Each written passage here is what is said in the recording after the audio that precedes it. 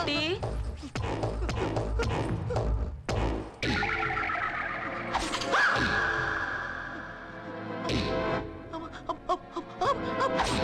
అయిపోయింది బావా.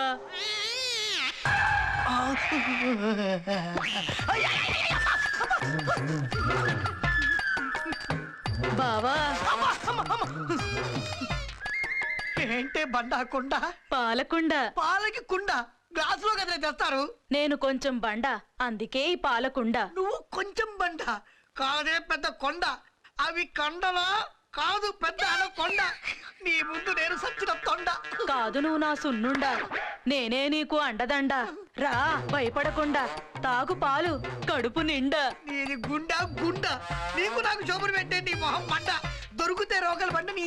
రేయ్ కోపం వస్తే చండ చండ.